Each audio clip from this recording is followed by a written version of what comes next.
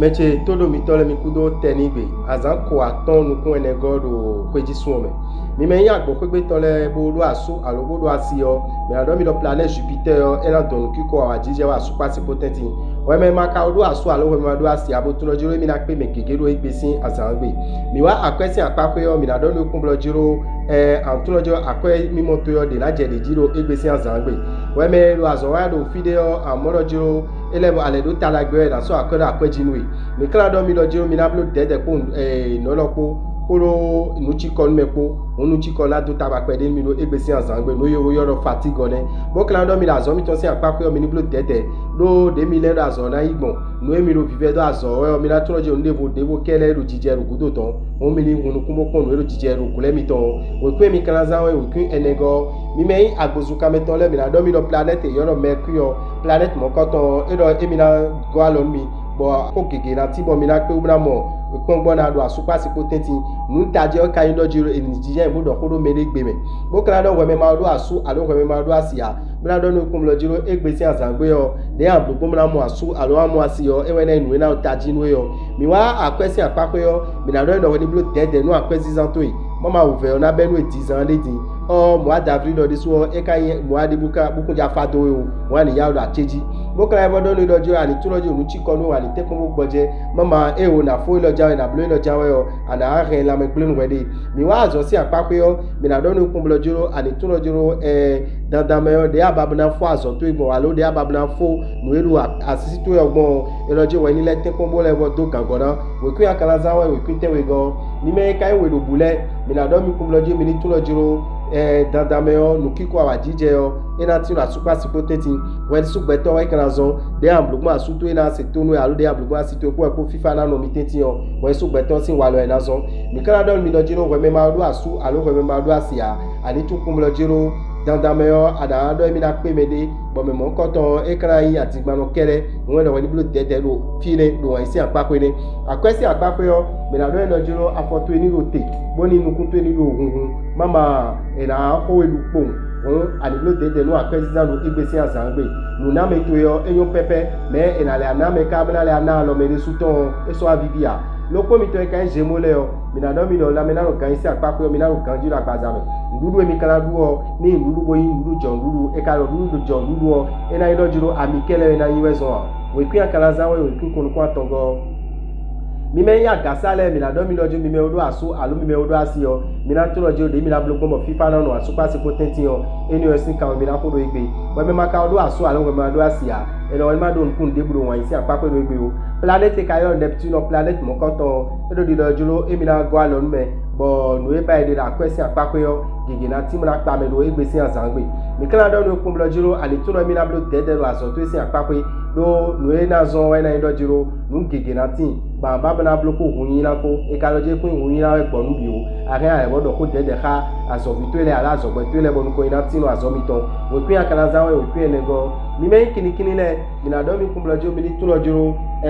dandan me wa isi apapo yo mi me ma do asu alu mi me ma do asia mi ni tulo je kun so na le mi me de bu me o cho we me ka do asu alu we me do asio mi na do mi kun blojo nu kege na di odo wa lo mi tome wa lo ka di o eni o kanazo bo fifa na le wa kun do me do dagbeji mi kala do mi kun blojo mi ni tepon bonu uve de mi mla mo vero akwesi apape ya mi ni ya titero mi le bo tun lo jiro nu gege na timra do tagba mi trala azomi ton si apape mo jan la mena no gan si apape de so mi na tun lo jiro mi kala ro kan jiro agbazabe azo si apape yo mi na do mi kun blojo mi ni tun lo planet yo ro maso planet mo koton ero mi na gwa lo mi ba zo mi ton la do nkan yi lo ko e ka nkan yi do yo mi na tun lo jo wi wa na supo bo me gege na le yan do utumito we ku emi kana zanwe we ku tewe go we me kai yonda lo jibo do asu alobodo asio mi na do no pomlo jira tu lo jiro en ko me sin ndebude bo mi odo je mi ojo no do mi ni jodo bi ku ibo won nu mo koton we me maka do asu alo we me ma do asia mi na do no pomlo jiro ani te ko bonu uve de akomo wa ile ani won bo tun lo jiro azan ye odi ku kolewa yo de vous mi bio bon me na aso no mi alo asire mi na tekum na pe me mo koton mi kra don wa me vierge ro jiro ni mi wa akwesi apako yo o ve pede na de no do egbesi azangbe won ani blo dede to akana to ro jiro la me na ganji yo nu chi ko na supo no pede amo ani tun kun blo jiro dandan me azo to esi apako yo lo po de am blo ba zo na lo ko yo e we lo jiro nu alo dome alo ina gba aimelo azo wa kamele yo eni ole bikino zo mo no le bo ti azo jita o we kun akana zanwe we kun gba kun pogo mi me kai nu dagale bo ma do asu alu bo ma do asia mi na do mi kumblo jiro mi ni tulo jiro won isi apapo yo suwonde suna no ko kami bo won isi apapo yo dure jina mi ton fie ni o wo me maka do asu alu wo me ma do asia mi na do no planet Jupiter yo enana tadagbe asupa sikole bo kondo ponu kiko awajije yo enati no mi tetin mi kala do mi lo jiro tadagbe si apape akwesi apape an do tadagbe ganji bo alikege na hunwe bo nwe amatre do nukunto akwe amado nukunto aina je alo me no egbesi azangbe mi kala do wa me yin balance lo jiro an tun lo je azo to si apape de so e lo je woni wulbo no azo to bo ren janjan do azo yin ekuno jomede do okun akala zanwe okun kogo we me kai o kon click yo bo ma do asu alu bo ma do asia mi na do no planet yo venu so planet mo koton ero emi la do alo ibo wan isi apapo ye kuna yina no idebudo igbesi azangbe o we me do asu alu we me do asio mi na do no kumloje an tun ojiro wan yin nu kiko awajije yo elati no asupa sikoteti akwesi apapo yo uve na de ko pede nu mi no egbesi azangbe mi kana to kumloje ku kan yin yo lazon bo na do mi na de akweton uyawo akana to loje we me yajo aranunudo we me yajo siganunudo be no glo yo egbesi azangbe yo a prendre décision mo koton mo jiro ala jodo bon mo koton e kusona jiro ipon pere o mi kala don we me scorpion do jiro ani to do jiro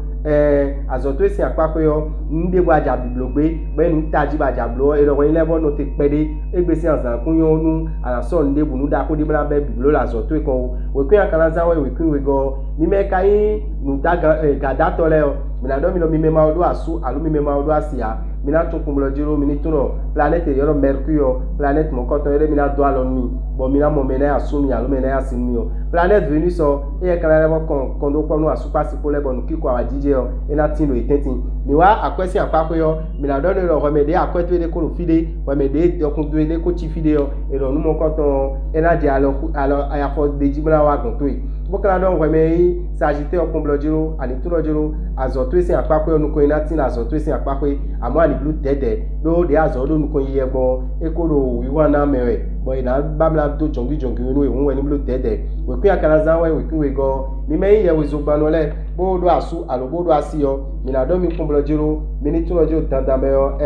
ale ni oji yo wanyin si apapo yo ko me sin pede na support mi amo mi ni tun kumblo jiro ko me sin ya jodo erozo fifa no asu pasi potenti we me maka do asu alo we me ma do asia planète yoro mercure planète mo koton jiro wan isi apapo mi na go alo nubo ana pe me nai asuno ya lo asinu yo uranus o e yero di mi na go alo nui bazo sin akweto isi apapo yo ekuna yina no idebu uvedi kuna support no da kwesi apapo lo egbesi azangbe o mi kala do lo jiro azosin apapo yo ko me sin pede na wa bo we pulu me ko pulu azo wa ile yo tagbana bi o mi tetin akana blo dede town mama we po gan ko na je tagbaje ji yo ekuso indagbe o we kun akana zanwe we kun ko aton ngo e arazan numero verso yin ele yo mi na do mi me mo ko to le lo mi me odu asu alu mi me odu asio mi na tun lo jiro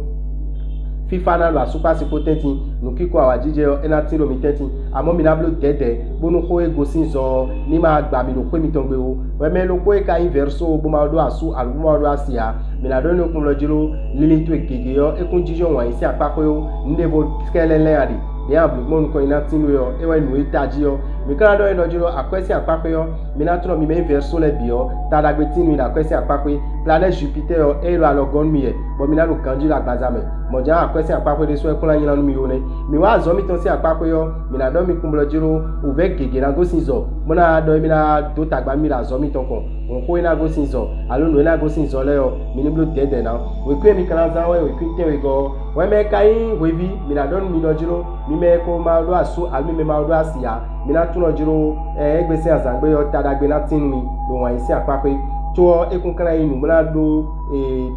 tame mi we bi we nu nde bo kere mi na oli le we bo kana lo we me odo aso alo we me odo asio do planète Jupiter e de lojo mi na don kondo ponu asupa si kole ba wa jije fifa ina le kondo mi ji umo mi kana do we me poisson lojiro ni mi wa akwesi apape yo mi na do nu kum lojiro ale to na blo de lo fine ba itu na lo te do egbesi azangbe yo